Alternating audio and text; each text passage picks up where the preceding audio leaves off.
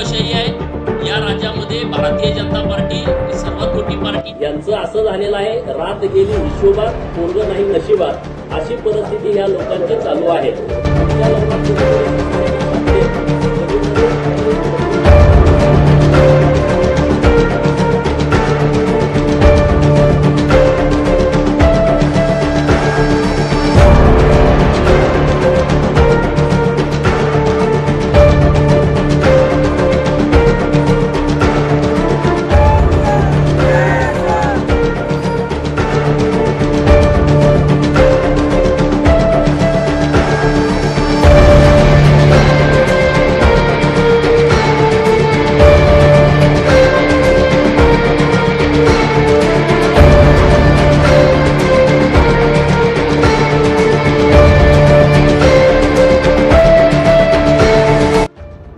नमस्कार, मी शर्वरी। आज मी तुमच्या सोबत बोलणार आहे ते महाराष्ट्राच्या राजकारणाच्या पटलावरती कशा पद्धतीने समीकरण बदलतात, कोण डाव टाकते, कोण डाव सोडते आणि कोण डाव चढवते, या सगळ्याच विषयावरती मी आज तुमच्याशी चर्चा करणार आहे। आणि तुमच्या सोबत अशी चर्चा करण्यासाठी मी अत्यंत अभ्यासू आणि ज्येष्ठ पत्रकार या ठिकाणी दर्शक हो तुमच्या भेटीसाठी बोलावलेले आहेत। आपल्या स्टुडिओत आज आपल्याशी बातचीत करण्याकरता उपस्थित आहे ज्येष्ठ पत्रकार 1975 पासून ज्यांचा पत्रकार म्हणून प्रवास सुरू आहे असे मार्गदर्शक आणि समाजासमोर वास्तव मांडणारे पत्रकार गणेश जोशी सर। चला तर त्यांच्या सोबत आज आपण बातचीत करणार आहे सांगली जिल्हा महाराष्ट्राच्या राजकारणावरती कशा पद्धतीनं नेहमी आक्रमक होता।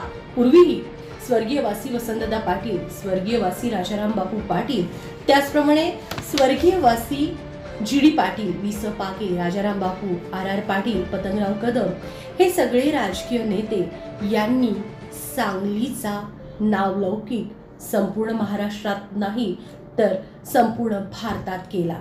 आणि आताही असंच काहीतरी राजकारण होते।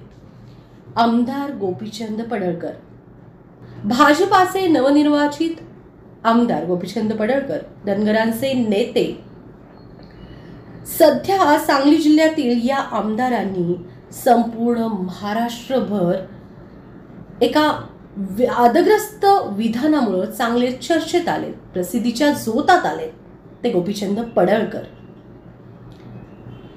राष्ट्रवादीचे सर्वेसर्वा, महाराष्ट्राच्या राजकारणातले अर्धव्यूह, राष्ट्रवादीचे शरद पवार यांच्यावर थेट टीका करणारे गोपीचंद पडळकर एकमेव नेते आहेत महाराष्ट्रात। आणि मग त्यांचं हे वक्तव्य कितपत योग्य कितपत अयोग्य, त्यांच्या गाडीवरती झालेली दगडफेक योग्य की अयोग्य, या सगळ्या विषयावरती आपण एक नजर टाकणार आहोत। सांगली जिल्ह्याच्या राजकारणातले प्रबळ नेते नामदार जयंत पाटील यांच्यावरही गोपीचंद पडळकर हे टीका करतात। नामदार जयंतरावजी पाटील यांच्यावरती टीका करणं स्वाभाविक आहे, पण तसं असलं तरी नामदार जयंत पाटील यांचे वडील स्वर्गीयवासी राजाराम बापू पाटील यांच्यावर केलेलं वक्तव्य आणि गोपीचंद पडळकर हे आक्रमक नेते म्हणून त्यांची ओळख आहे, या सगळ्या विषयावरती आपण प्रकाशझोत टाकणार आहे। कारण सांगलीतलं राजकारण संपूर्ण महाराष्ट्रातलं राजकारण नक्की बदलून टाकतं, यात तीळ मात्र शंका नाही। गोपीचंद पडळकर यांना गोपीनाथ मुंडे असं देखील अनेक जण म्हणत आहेत। भविष्यातले गोपीनाथ मुंडे ओबीसी समाजाला एक दिशा दाखवणारे नेते असंही बोललं जातं। त्यांच्याबद्दल आपुलकी प्रेम आहेच, आणि असं असताना त्यांचे वादग्रस्त विधान योग्य की अयोग्य खाली कमेंट बॉक्समध्ये जरूर कळवा। रहा सदैव माझ्यासोबत, त्यासाठी सबस्क्राईब करा तिचा जागर। देश, राज्य आणि जिल्ह्याच्या बातम्या पहा माझ्यासोबत आणि सत्यासाठी सदैव तुमच्यासोबत। आज आपल्याशी बातचीत करण्याकरता ज्येष्ठ पत्रकार गणेश जोशी सर आपल्या स्टुडिओत आहेत। आपण त्यांचं स्वागत करू। नमस्कार सर। दर्शक हो, तुम्हालाही आमचा नमस्कार। सांगलीचा नावलौकिक संपूर्ण देशभर आहे आणि राजकारणाच्या पटलावरती तर सांगलीचा नावलौकिकच वेगळा आहे. मी मगाशीच म्हटलं की स्वर्गीय वसंतदादा पाटील, स्वर्गीय वासी राजाराम बापू, जी.डी. पाटील, त्याचप्रमाणे वि.स. पागे, पतंगरावजी कदम, तसेच आराराबा असे नेते होऊन गेले आणि अशा नेत्यांचा हा सांगली जिल्ह्याच्या राजकारणावरती महाराष्ट्राचं राजकारण बदललं जातं असं म्हटलं जातंय. कितपत योग्य आहे हे? एकदम खरं आहे. आपण जर का जुन्या काळातल्या इतिहासात जर का डोकवलं की महाराष्ट्राच्या निर्मितीनंतरच्या काळात जर का डोकवलं तर या राज्यावरती पूर्ण जी छाप राजकारणावरती जी पडलेली होती ती यशवंतराव चव्हाणांची होती. यशवंतराव चव्हाण हे स्वातंत्र्य चळवळीतून आपल्या कार्यकर्त्यांची फळी ही त्यांनी महाराष्ट्रात निर्माण केली होती आणि यशवंतरावांच्या पाठीमाग जी फळी होती ती सुद्धा स्वातंत्र्य सैनिकांची फळी होती. त्यात वसंतदादा हे प्रामुख्याने होते. सांगली जिल्हा हा पहिला संस्थान असल्यामुळं हा दक्षिण महाराष्ट्र दक्षिण सातारा जिल्हा म्हणून ओळखला जात होता. जिल्हा स्वतंत्र झाल्यानंतर या जिल्ह्यावरती जी छाप पडली ती प्रामुख्यानं ही वसंतदादांची होती. त्या काळात आणखीन पुढं जर काही 5-10 वर्षानंतर आपण जर काही गेलो तर सांगली जिल्ह्याच्या राजकारणात राजाराम बापूंचं एक नेतृत्व उदयाला आलं. पण राजाराम बापूंचं नेतृत्व हे चळवळीतलं नेतृत्व नव्हतं. ते सनदी अधिकाऱ्याच्या नेतृत्वातून ते राजकारणाकडे वळलेलं होतं. त्यामुळं त्या काळातल्या राजकारणावरती वसंतदादांची जी एक पकड चांगली होती ती पकड आणि यशवंतरावांचे, किसनवीरांचे आणि वसंतदादांचे हे जे घनिष्ठ संबंध होते हे पाहता सांगली जिल्ह्याच्या राजकारणावरती पूर्णपणे दबदबा हा वसंतदादांचाच होता.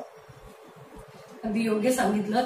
परंतु मला असं म्हणायचं की जे राजकारण घडत होतं, सांगली जिल्ह्याचे जे नेते होते त्यांच्यावर बरंचसं महाराष्ट्राचं राजकारण असायचं. जे मी आता नावं घेतली, आराराबा असतील, पतंगरावजी कदम असतील, त्यानंतर आता वसंतदादांचं तर तुम्ही सांगितलं पूर्णपणे वर्चस्व होतं.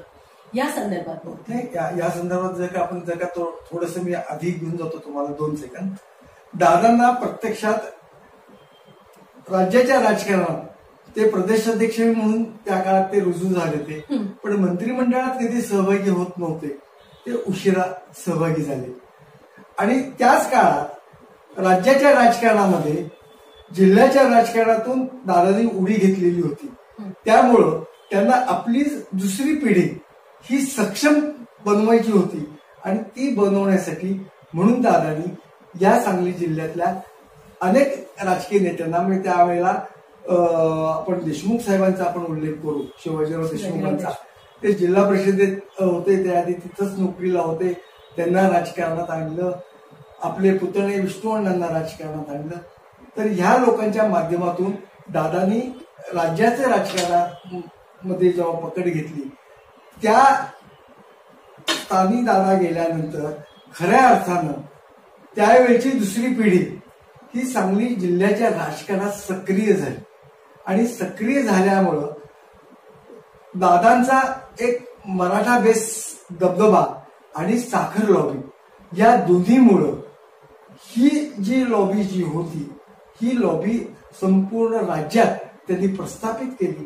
त्यावेळेला सुद्धा शरद पवार, वसंतराव नाईक हे महाराष्ट्रातले नेते होते. वसंतराव नाईक तर होतेच होते. शरद पवार हे दादांच्या बरोबरीचे नेते होते किंवा त्यावेळेला थोडेसे खाली पण होते. परंतु वसंतराव नाईक हे विदर्भाचे होते आणि काँग्रेसचं जे राजकारण जे झालं हे पश्चिम महाराष्ट्र, उत्तर महाराष्ट्र आणि मराठवाड्याच्या माध्यमातून हे प्रामुख्यानं होत होतं. अच्छा, या ठिकाणी सांगली जिल्ह्याचा कशा पद्धतीनं राजकीय प्रवास आहे हे आता आपल्याला गणेश जोशी सरांनी सांगितलेलं आहे. सध्या ज्या पद्धतीनं आजपर्यंत अनेक नेते होऊन गेले, परंतु सध्या महाराष्ट्र राज्याच्या राजकारणाच्या पटलावरती एक मोठं वादळ आलेलं आहे आणि ते म्हणजे नवनिर्वाचित आमदार धनगरांचे नेते गोपीचंद पडळकर. गोपीचंद पडळकर यांचं सध्या वादग्रस्त वक्तव्य, राष्ट्रवादीचे सर्वेसर्वा आणि शरदचंद्रजी पवार यांच्यावरती थेट बोलणारे, थेट टीका करणारे असं म्हटलं तरी चालेल, पहिलेच आमदार गोपीचंद पडळकर म्हणावं लागेल. काय म्हणायचंय आपल्याला? नाही, मला याच्यात एक थोडासा बदल करायचा आहे. शरद पवारांच्यावरती जी जहरी टीका जी झाली ती प्रथम गोपीनाथ मुंडेंनी केली. म्हणजे त्यांचे दौष्य संबंध आहेत. ते आपल्या विमानातून केंद्रीय मंत्री असताना अनेक गुंडांना विमानातून घेऊन येतात, असे इतके संदर्भावरती टीका केली. आणि हे भाजपचं राजकारण आहे, थोडस ते तुम्ही समजून घ्या. म्हणजे गोपीचंद पडळकरांची टीका म्हणजे हे राजकारण आहे भाजपाचं? थोडस कारण काय माहितीये का की भारतीय जनता पक्ष हा प्रामुख्यानं एक 10 वर्षापूर्वीपर्यंत ब्राह्मणांचा पक्ष म्हणून ओळखला जात होता. मग तो बहुजनांचा पक्ष म्हणून ओळखला जायला लागला. आणि आता तेल्या तांबोळ्यांचे पक्ष अशी त्यांना ओबीसी समाजाचा एक पक्ष अशी त्यांना प्रतिमा तयार करायची. आणि त्याच प्रतिमेचा भाग म्हणून त्यांनी पहिल्यांदा गोपीनाथ मुंडेंना पुढं केलं. आणि गोपीनाथ मुंडे हे नेतेपदासाठी खूप तयारीत होते. त्यांचा अभ्यास होता, त्यांचा विश्वास होता, लोकांचा त्यांच्यावरती विश्वास होता. आणि त्या माध्यमातून त्यांनी शरद पवारांच्यावर टीका केली. तशी थेट टीका आता भारतीय जनता पक्षामध्ये कोणी करू शकणार नाही. आणि बहुजन समाज किंवा अन्य समाजातल्या नेत्यांचं ते धाडस नाही, हेच ध्यानात घेऊन गोपीचंद पडळकरांना भारतीय जनता पक्षानं प्रमोट केलेलं आहे म्हणा, किंवा त्यांना जी आमदारकी दिली किंवा त्यांना ज्या पक्षात स्थान दिलं गेलं ते त्यासाठीच दिलं गेलं असावं असा एकूण. कारण ते बारामतीतून लोकसभेच्या निवडणूक लढवण्याच्या तयारीपासून ते कालच्या सोलापुरातल्या घटनेपर्यंत जर का बघितलं तर त्यांचं टार्गेट एम जो आहे तो एम हा शरद पवार आहे. आणि ते एवढ्यासाठी मध्यंतरी तुम्ही सांगितलं शरद पवारांसोबतच नामदार जयंतरावजी पाटील जलसंपदा मंत्री यांच्यावरती देखील टीका होती. आणि ती टीका होणं, जरी आपण विचार केला की ते पालकमंत्री आणि काही प्रश्नांसाठी ते टीका करतायत, परंतु त्यांच्या वडिलांवरती टीका, आणि तीही त्यांच्या 25 वर्षाच्या त्यांचं निधन होऊन झालेलं आहे. आणि त्यानंतरची ती टीका कितपत योग्य आहे? तेच तुम्हाला सांगतो की शरद पवारांच्या टीकेचा फोकस जर का केला तर तो राज्यभर त्याला प्रसिद्धी मिळते. राज्यभर एखाद्या पक्षाच्या कार्यकर्त्यांना उफळून बाहेर काढणं आणि त्यातून जी घटना घडते आणि त्यातून मिळणारी प्रसिद्धी हे त्याच्या मागचं गणित आहे. जयंत पाटलांच्या वरती जी टीका केली जाते तर ती प्रामुख्याने जिल्ह्याच्या राजकारणाच्या संदर्भातून केली जाते. कारण जयंत पाटलांचा गोपीचंद पडळकरांना स्थानिक राजकारणात प्रचंड विरोध आहे. कारण जयंत पाटील हे जिल्ह्याचे नेते आहेत म्हणून ते जिल्ह्याच्या नेत्यावरती टीका करतात. खरं म्हणजे त्यांच्यावरती गोपीचंद पडळकरवरती अन्याय ज्यांनी केला ते अनेक जण आहेत, पण जसं की नाही खूप जण आहेत. तरी म्हणजे गोपीचंद पडळकरांवरती अन्याय झाला असं ना. त्यांच्या राजकारणाच्या प्रवासाकडे जर का बघितलं तर एक गोष्ट आहे की ते एका समूहाचं नेतृत्व करत असताना त्या समूहाबद्दल किंवा त्यांच्याबद्दल अशीच जहरी टीका ही अत्यंत खालच्या पातळीवरती ही 5-7 वर्षापूर्वी केली गेली होती. कोणी केली? म्हणजे त्यावेळेला भारतीय जनता पक्षाचे काही नेते होते, जसं की काँग्रेसचे होते. कारण ज्या वेळेला सांगली लोकसभा मतदारसंघातून त्यांनी बहुजन समाज पार्टीच्या वतीनं उमेदवारी अर्ज भरला किंवा त्या काळातली त्यांची मोदी शहा यांच्यावरती केलेली टीका असो किंवा त्यांचा संदर्भ हा खूप वेदनादायक हा भाजपला ठरत होता, तरी सुद्धा त्याचं शल्य बाजूला ठेवून त्यांनी केवळ माजी मुख्यमंत्री देवेंद्र फडणवीस यांच्या सांगण्यावरून बारामतीमध्ये लढण्यासाठी कोणी तयार होत नसताना ते लोकसभेची निवडणूक लढवली त्यांनी विधानसभेची, माझा अंदाज आहे. आणि त्यामुळे त्यांना भारतीय जनता पक्षात अनेक सांगली जिल्ह्यातले नेते सुद्धा वेटिंग वरती होते, म्हणजे जे 30-30, 25-25 वर्ष वेटिंग मध्ये आहेत सत्ता स्थानासाठी, तर त्यांना डावलून एका आदेशाने गोपीचंद पडळकरांना आमदारकी ही प्राप्त झाली. हा संदर्भ आपण जर का बघितला तर ज्यांनी त्यांना भारतीय जनता पक्षातल्या ज्या नेत्यांना त्यांना ही आमदारकीची बहाल केलेली आहे, तर त्या नेत्याला आज जर का आपण बघितलं तर प्रोटेक्ट करण्यासाठी किंवा तो नेता शरद पवारांच्या विरोधात इतक्या टोकाची भूमिका घेऊन बोलू शकत नाही की ते त्याच्या तोंडातलं मनातलं हे गोपीचंद पडळकरांच्या मुखातून वदवून घेण्याचा हा प्रकार वाटतो. असं कोण नेता करत असेल असं आपल्याला? देवेंद्र फडणवीस. कारण आपण बघितलं का शरदचंद्र पवारांच्या वाढदिवसाच्या कार्यक्रमाला किंवा बारामतीला ज्या वेळेला मोदी आले त्यावेळेला मोदींनी सांगितलेलं होतं की मी शरद पवारांचं बोट धरून मी राजकारणात आलो किंवा शरद पवारांच्या ज्या पक्षांनी त्यांच्यावरती अन्याय केलाय, ज्या पक्षांनी कधी काळी गोपीचंद पडळकरांनी तो पक्ष सोडला होता आणि एक वेळ अशी आली होती की लोकसभेच्या तिकिटासाठी त्यांना वणवण फिरावं लागत होतं. हा पक्ष हा पक्ष हा पक्ष असं म्हणणाऱ्या पडळकरांनी बीजेपीतच असताना बीजेपीला सोडचिठ्ठी देत पुन्हा बीजेपीशी एक जे संधान साधलंय ते योग्य आहे का? नाही, त्यावेळेला संजय पाटलांना सांगलीचे खासदारकी ही जे सिटिंग MP आहेत त्यांनाच देण्याचा निर्णय ज्या वेळेला घेण्यात आला. खूप वेळेला राजकारणात आपण बघितलं तर नेते किती जरी म्हणत जरी असले तरी पक्षनिष्ठा अमुक तमुक तरी पक्ष नेते हे आपल्या अत्यंत जवळच्या कार्यकर्त्याला सांगतात की तू पक्षातून बाहेर जा आणि तू बेधडक वक्तव्य कर.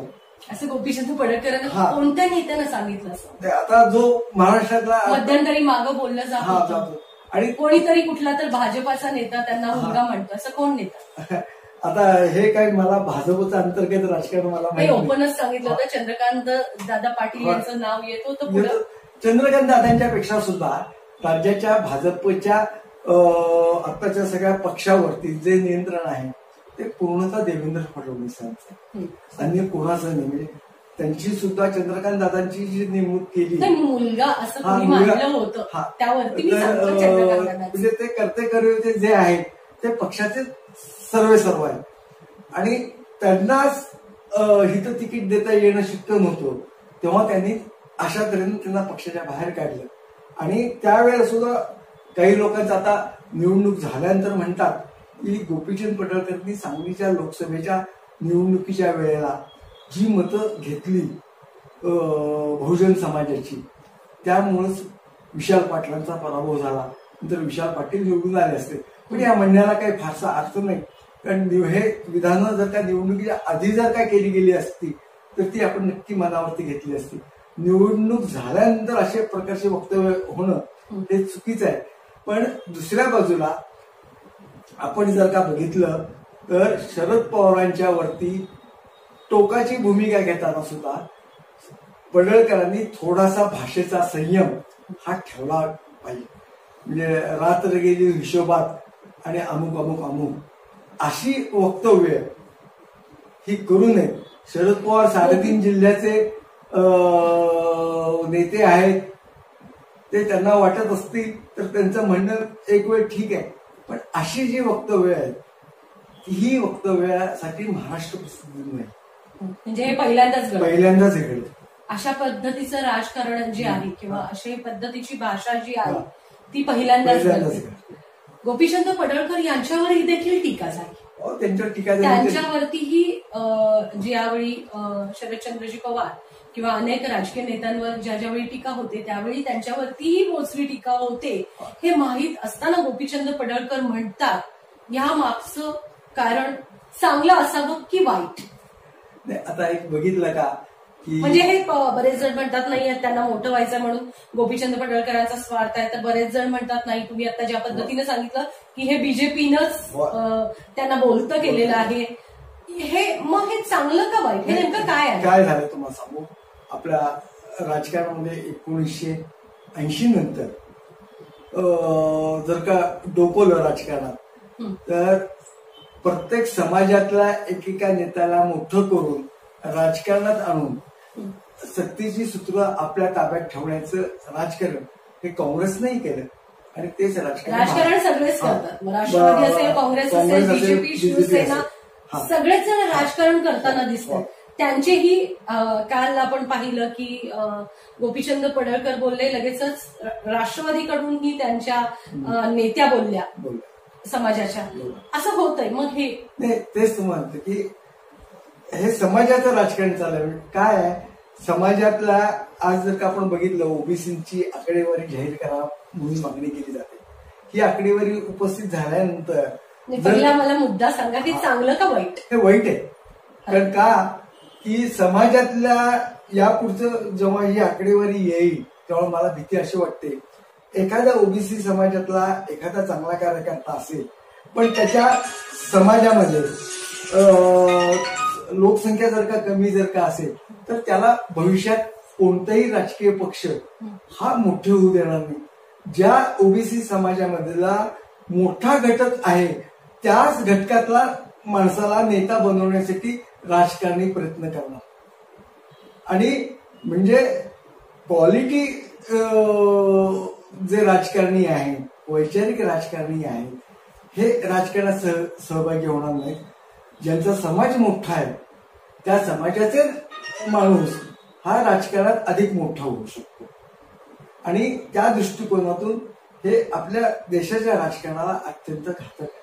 म्हणजे अशी भाषा मध्यंतरी आपल्याला आपण पाहिलं अनेक नवनिर्वाचित युवा आमदारांनी किंवा पदाधिकाऱ्यांनी, काही पदाधिकारी आहेत त्यांनी पत्रही लिहिलं आहे की भविष्यात हे अवघड होईल, ही धोक्याची सूचना आहे. अशा आशयाचं पत्र देखील शरदचंद्रजी पवार यांना लिहिलेलं आहे या वक्तव्यावरती. याबद्दल आपल्याला काय बोलायचं? तुम्ही बघा, त्यांनी ज्या वेळेला गोपीचंद पडळकरांनी शरद पवारांच्यावर टीका केली त्यावेळेस मराठा समाजातल्या राष्ट्रवादीच्या एखाद्या नेत्यानं, ब्राह्मण समाजातल्या एखाद्या नेत्यानं किंवा अन्य समाजातल्या एखाद्या नेत्यानं गोपीचंद पडळकर यांच्यावरती या संदर्भात जोरदार टीका करायला पाहिजे.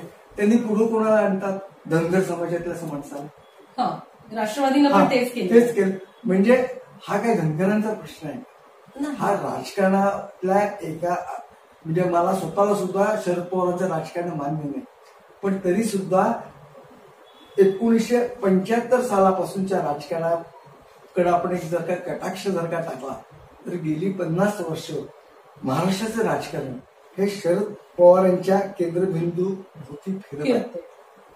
आणि अशा वेळेला त्यांच्यावरती विनाकारण, म्हणजे काही कारण जर का असेल, त्यांनी जर का मोदींच्यावरती टीका, शरद पवार कधीही मोदींच्यावरती टीका करू शकत नाही.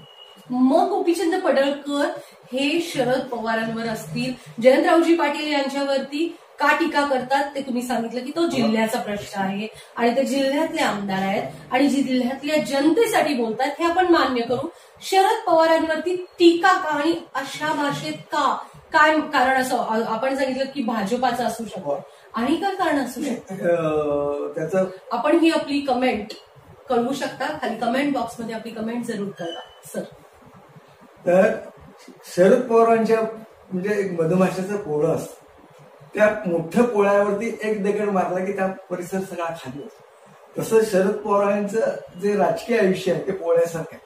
त्यावरती एक दगड मारला की संतप्त भावना ही बाहेर येते. म्हणजे उदाहरण तुम्हाला, पण ते त्यांच्यासाठी गोपीचंद पडळकर यांच्यासाठी पोषक नाही. त्यांच्यावरती टीका होणार, अनेक घटना घडल्या, त्यांच्या गाडीवरती दगडफेक हे पण त्यांच्यासाठी हार्मफुल असताना हे करतात. राष्ट्रवादीला एक साधा नेता, एक आमदार हा राज्यभर गुरफटून ठेवतो, हेच त्यांना त्यातून साध्य करायचं.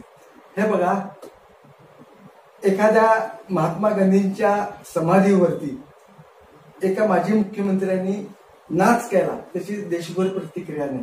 मात्र एखाद्या सन्माननीय पुतळ्याला जर का, पुतळ्याच्या जवळ एखादी अवैध घटना जर का घडली तर राज्य ताबडतोब तासाभरात पिळतं, मग बंद होतो, दंगा होतो, त्यातून राजकारण येतं. मग तो आदर्श शरद पवारांच्या रूपाने हा असा घेतला गेला. सभ्य भाषेत जर का टीका केली तर वैचारिक बैठक ही शरद पवारांची आणि पडळकरांची ही एकरूप होऊ शकत नाही. त्यामुळं हा मोहोर उठवायचा आहे आणि राज्यभर प्रसिद्धी प्रसिद्धी मिळवायची. मिळवायची. सर, ह्या प्रसिद्धीच्या बाबतीत मी तुम्हाला एक 2 मिनिटं थांबवते. जर आपण असं म्हटलं की प्रसिद्धीच्या बाबत गोपीचंद पडळकर शरद पवारांवर टीका करतात, जर असं पाहिलं तर गोपीचंद पडळकरांची जी प्रसिद्धी आहे ती संपूर्ण राज्यभर आहे. ज्या पद्धतीनं गोपीचंद पडळकर बहुजनांचे नेतृत्व करतात, धनगर समाजाचं नेतृत्व करतात, त्यांचा समाज त्यांच्या सोबत आहे असं काही चित्र या ठिकाणी दिसतंय. एक आम्ही पोस्ट टाकली तर त्यांचे लाखो लोक, लाखो फॅन लगेच लाईक करतात. इव्हन माझी पण एक क्लिप व्हायरल केली होती की तुम्ही आमच्या नेत्याला असं का बोलता, असं म्हणून मला म्हणजे एक आम्ही बातमी गोपीचंद पडळकरांच्या विरोधात लावली. ताबडतोब त्यांच्या एका समर्थकानं माझी स्वतः शर्वरी पवार संचालक बोलतायत म्हणून माझी क्लिप व्हायरल केली. इतके लोक वेडे आहेत त्यांच्यासाठी, इतकं प्रेम करताहेत त्यांच्यावर. मग त्यांची एवढी लोकप्रियता आहे हे गोपीचंद पडळकरांना स्वतः माहिती असताना देखील शरद पवारांवरती बोलल्यामुळे ते कुठेतरी बॅकफुटवर येत नाही. तरी पण ते का करतात म्हणजे ते काय करतात तुम्हाला आणखीन एक सांगू का माझं, कारण मी त्याची लोकप्रियता स्वतः मी चॅनल आपले जर चॅनल बघितलं तिचा जागा न्यूज 7 लाख 10 लाख 8 लाख 5 लाख बघ म्हणजे ज्यावेळी आम्ही टाकतो त्यावेळी लगेच त्यांचे व्ह्यूअर्स वाढतात. तर कारण काय त्याचं मला एक आणखीन असं वाटतं की ओबीसी समाजाला मराठा समाजाच्या विरोधात उभं करायचं. कारण मराठा समाजाला ओबीसी समाजाला उभं करायचं. मराठा समाजापेक्षा मराठा अंदाजे 34 ते 36% राज्यात आहेत असा त्यांचा दावा आहे. मला काही परफेक्ट आकडेवारी माहिती नाही, पण त्यापेक्षा ओबीसी समाज हा अधिक संख्येने आहे. तर त्यांना आता राज्याच्या राजकारणातली सूत्र हाती घेण्यासाठी म्हणून त्यांना मराठा वर्सेस ओबीसी असा संघर्ष पेटवायचा आहे आणि मराठा समाजाचं नेतृत्व हे अघोषितपणे शरद पवारांच्या वरती आहे किंवा राष्ट्रवादी म्हणजे मराठ्यांचा पक्ष असंही गणना केली जाते. त्यासाठी सुद्धा भारतीय जनता पक्षाचा हा एक प्रकारचा डाव, राजकीय डाव असू शकतो. भारतीय जनता पक्षाचा की ओबीसी आणि मराठा असा जर का संघर्ष जर का लागला तर त्याचा सर्वाधिक फायदा हा भारतीय जनता पक्षाला ओबीसीच्या रूपाने मिळेल. ज्या वेळेला गोपीचंद पडळकरांच्या वरती किंवा ओबीसी समाजावरती ज्या वेळेला हल्ले केले जातील, हे मी का बारकाईत निरीक्षणानं सांगतो, तर मराठा आरक्षणावरून सुद्धा आपण जर का बघितलं तर मराठा आरक्षणाला सुद्धा ओबीसींचा विरोध होता. असं एक वातावरण निर्मिती केली गेली आणि ओबीसी समाजाला सुद्धा अशी भीती वाटत होती की मराठा समाजाला जर का आरक्षण जर का दिलं गेलं तर आपल्या समाजावर थोडासा अन्याय होईल. हे जी दरी आहे ही दरी वाढवण्यासाठी मराठ्यांचे नेते, राज्याचे मराठा समाजाचे नेतृत्व करणारे मराठ्यांचे एकमेव नेते शरद पवार यांच्यावरती हा भारतीय जनता पक्षाने केलेला जाणीवपूर्वक हल्ला, शाब्दिक हल्ला आहे असं मला वाटतं. म्हणून तर त्याला प्रसिद्धी जास्तीत जास्त मिळावी यासाठीच त्यांच्या गाडीवरती तुम्ही क्लिप बघितली का, दगडफेक झाली त्यांच्या गाडीवरती नाही चुकीचं झालं, पण एक माणूस येतो त्यांच्या गाडीवरती दगड फेकतो आणि तो पळून जातो. म्हणजे ती समाजानं किंवा समूहानं त्यांचा रस्ता अडवलाय आणि त्यांच्या गाडीवरती दगडफेक केली आहे, लोक संतप्त झाली. हे असं मला वाटत नाही. एक कोणी ना कोणीतरी त्या तरुणाला सुपारी देऊन ह्या गाडीवरती तू दगड मार. तुम्हाला थोडक्यात असं वाटायचं की भाजपाच्याच लोकांनी हा दगड मारायला लावलाय, गोपीचंद पडळकरांनीच. मी इतकं गंभीर विधान करणार नाही, कारण काय याला खूप राज्यात तुम्हाला असं म्हणायचंय टेक्निकली की ज्यावेळी एखाद्या गाडीवरती हल्ला होतो त्यावेळी 10-20 किंवा मॉब येतो आणि तो मॉब बिनधास्तपणे आपल्या पक्षासाठी, आपल्या नेत्यासाठी कितीतरदा पोलीस गाड्या भरून घेऊन जाताना अनेक आंदोलनं पाहिले, अनेक प्रहार पाहिलेला आहे. असं काय झालं नाही असं तुम्हाला वाटतं? तो आला एक त्यांना दगड जो म्हणजे प्री प्लॅन्ड होतो त्यांना मोठा दगड घेतला. कारण ती जी गाडी असं पण असू शकतो की तो खूप प्रेम करतोय शरदचंद्रजी पवार आणि एकटाच आला असंही होऊ शकतं. असं होत नाही, कारण काय असतं आता दिवस हे प्रेमाचे नाही आहेत. आता सगळे जे हे आहे ते मनीचे पैसा ज्याच्या पैशी आहे तुम्ही त्याच्यावर म्हणाला त्याच्या पद्धतीनं सुपारी घेऊन पण होऊ शकतं. होऊ शकतं कारण तो जो दगड घेतलाय म्हणजे त्यानं झटकन गाडी कशी आली आहे आणि त्यांना बघितलं आणि दगड गाडीवरती मारला असं नाही. त्यानं मोठा एवढा दगड घेतला आणि तो बरोबर त्या स्पीड ज्या ठिकाणी कमी होणार होतं वळणार होती गाडी त्याच ठिकाणी तो दगड मारला. आणि आपल्याकडे टीव्हीवरती असं की तो दगड आत जर का गेला असता तर तो त्यानं 2 ते 3 फुटावर मारलेला दगड आत जाणारच नाही ना काचेतून. त्यामुळं गोपीचंद पडळकरांना दुखापत होण्यापासून वाचले त्यांच्या ह्या म्हणण्यात काय बातमीदारीत काही अर्थ नाही. अच्छा, असं तुम्हाला या घटनेबद्दल बोलायचंय.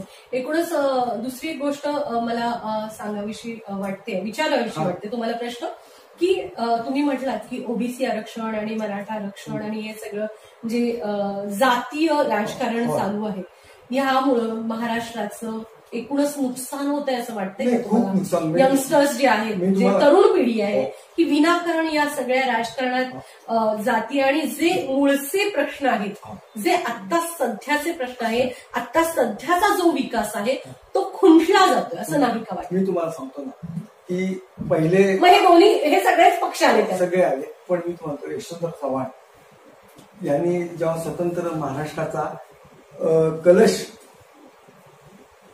संयुक्त महाराष्ट्राचा कलश जेव्हा महाराष्ट्रात आणला आणि महाराष्ट्राचे मुख्यमंत्री झाले तेव्हा त्यांनी महाराष्ट्रातल्या कुठल्याही एका विभागाचा विकास व्हावा हा त्यांचा हेतू होता. त्यांच्या डोळ्यापुढं उभा महाराष्ट्र विदर्भापासून ते पश्चिम महाराष्ट्रापर्यंत हा सुनियोजित आराखड्याप्रमाणे या सर्व भागाचा विकास व्हावा यासाठी त्यांनी प्रयत्न केले. म्हणजे विदर्भात त्यांनी कापूस गिरण्या उभ्या केल्या, पश्चिम महाराष्ट्रात त्यांनी ऊस आणि दुधाचे हे केले, जिल्हा मध्यवर्ती बँकेचं सहकाराचं मोठं जाळं उभं केलं. त्यांच्यानंतर वसंतराव असा जिल्ह्यातला ना एक आमदार ना एक खासदार कुणीही जिल्ह्यासाठी असं काही करताना दिसत नाही. सांगली जिल्ह्याची ही वास्तवता आहे. सांगली जिल्ह्यात अनेक नेत्यांनी ज्यावेळी आपला जाहीरनामा निवडणुकीच्या वेळी काढला जातो त्यावेळी भली आश्वासनं दिली, भली वचनं जनतेला दिली. आज आपल्या जिल्ह्यातून परजिल्ह्यात नोकरीसाठी, पोटासाठी, व्यवसायासाठी मुलं बाळं, आपले आई वडील, आपलं घरदार, मुलं बाळं, बायका सोडून नोकरीसाठी दुसरीकडे जातात. लवकरात लवकर व्यवसाय या ठिकाणी आणला जाईल असं पहिला लिहिलं होतं. सगळ्यात साधा छोटा प्रश्न होता, पण कुठल्याच आमदारानं कुठल्याच खासदारानं केलेलं नाही. की आताच आपलं तिथं पासून रोजगाराचा प्रश्न आजही प्रलंबित आहे. यशवंतराव चव्हाण, वसंतराव नाईकांपासून आपण किती अधोगती झाली.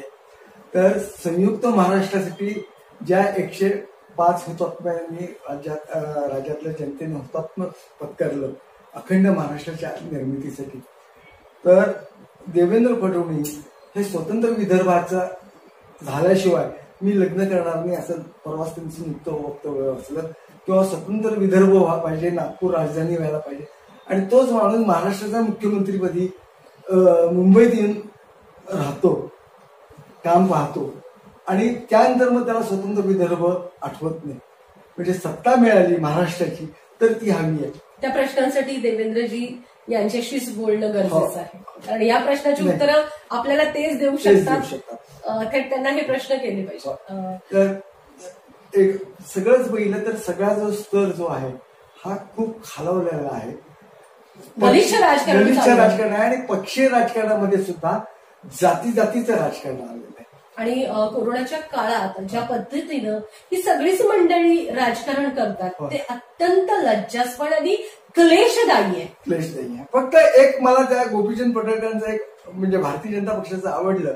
म्हणजे त्यांच्या पक्षातल्या काही नेत्यांच्यावर अन्याय जरी झाला असला तरी सर्वसामान्य कार्यकर्त्याला, त्यांच्या अपेक्षित असलेल्या कार्यकर्त्याला त्यांनी आमदार केलं.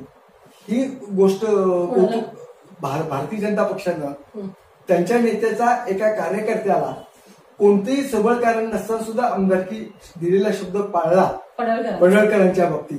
हे त्यांचं शब्द पडळकरांचं पण भाजपासाठी तसं योगदान होतं. पडळकरांच्या माग भाजपानं पडळकरांवरती कुठल्याही प्रकारचे उपकार केले नाहीत असं म्हणावं लागणार आहे. कारण पडळकरांची वक्तृत्व शैली, पडळकरांचा डॅशिंगपणा, पडळकरांचं वय आणि त्यांच्या वयामुळं जे सगळेच युवा वर्ग जो भाजपाकडे अट्रॅक्ट झालाय, जो धनगर समाज अट्रॅक्ट झालाय, म्हणून भाजपानं त्यांनी आता ओबीसी आरक्षण लढ्यात मुख्य भूमिका दिली.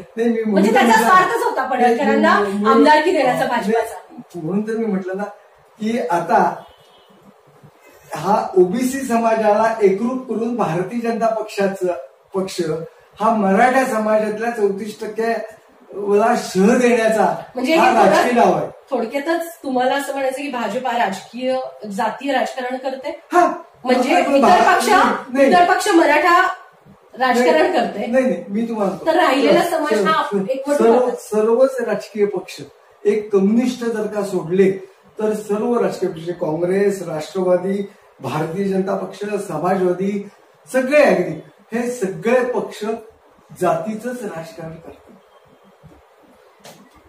एकूणच कशा पद्धतीनं राजकारण असतं आणि राजकारण कशी वळणं घेतं हेही पाहतो आपण. राजकारणी असं म्हटलं जातं, राजकारण कधी कुठं राजकारणी नेते कधी कुठं पाठ फिरवतील याचा नेम नाही. जसं वारं येईल तशी दिशा बदलतात, तसे या ठिकाणी राजकीय मंडळींची तू मे एकूणच सुरू आहे.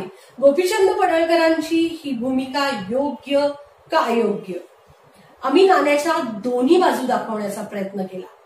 काय वाटतंय आपल्याला, काय आहे आपलं मत, आम्हाला जरूर कळवा. त्यासाठी सगळ्यात पहिला सबस्क्राईब करा तिचा जागर.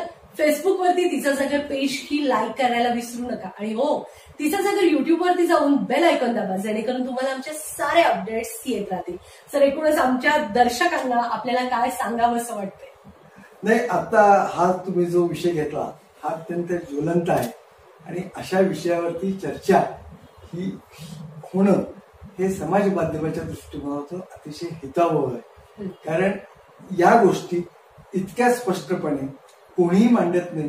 ते मांडण्याचं धाडस तुम्ही केलं याबद्दल तुमचे धन्यवाद. आणि आपणही आमच्या शब्दाला मान देऊन आमच्या स्टुडिओत आला आणि निर्भीडपणे एक सच्चा पत्रकार, हाडामासाचा पत्रकार ज्या पद्धतीनं दोन्ही विषयांची गांभीर्यता समजावून सांगतो, अगदी त्याच भूमिकेत आपण आज होतात. आपण इथं आलात त्याबद्दल मी तुमची खूप आभारी आहे. धन्यवाद. धन्यवाद प्रेक्षक.